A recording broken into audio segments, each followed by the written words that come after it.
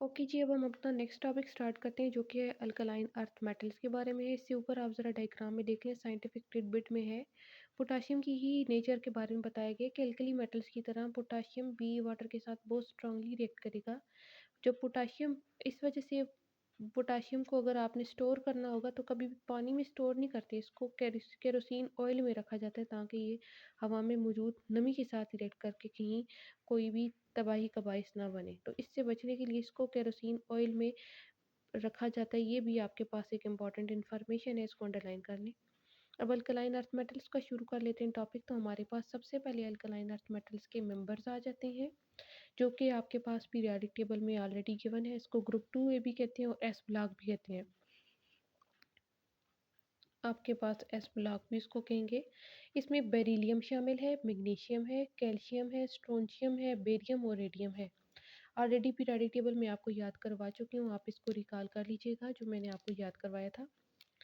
Alkaline earth metal के नाम पे गौर करें तो ये लफ्ज़ निकला है अल्कली से और साथ में अर्थ मेटल। इसका मतलब है ये अल्कलीज हैं, बेसिस हैं और सेकंड नंबर पे ये वाइडली डिस्ट्रीब्यूटेड है हमारी अर्थ क्रस्ट में, हमारी ज़मीन की तह में। ये ज़मीन में बहुत ज़्यादा अमाउंट में प्रेजेंट है, इस वजह से इन्हें अल्कलाइन अर्थ मेटल का नाम देते हैं।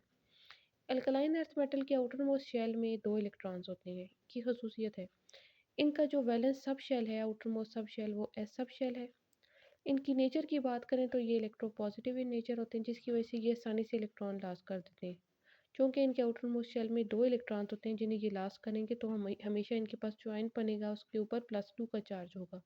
एम जनरल को शो करने के लिए कहा गया है कि जो भी हो, फॉर एग्ज़ाम्पल आपके पास है Mg+2 है, Ca+2 है और Ba+2 है, यूँ बनेगा। इनकी आयनाइजेशन एनर्जी की बात करें यानी कि वो एनर्जी जो चाहिए इलेक्ट्रॉन रिमूव करने के लिए वो बहुत कम होती है।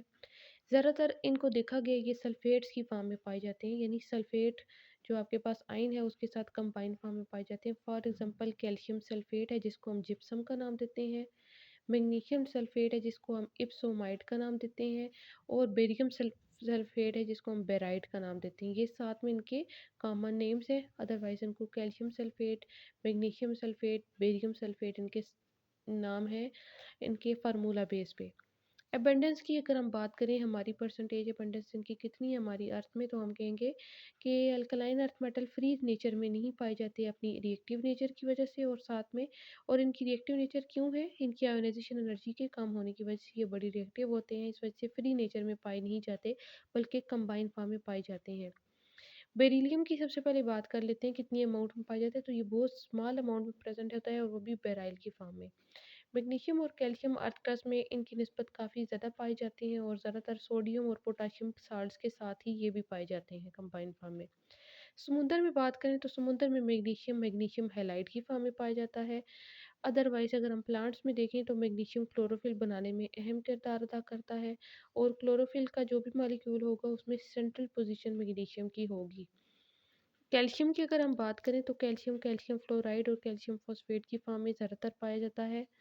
अदरवाइज़ कैल्शियम हमारी ऑर्गेनिजम्स की बॉडी का इम्पॉर्टेंट हिस्सा है। ये बोन्स बनाने के काम आता है, टीथ बनाने के, और एग शेल भी कैल्शियम से ही बना होता है।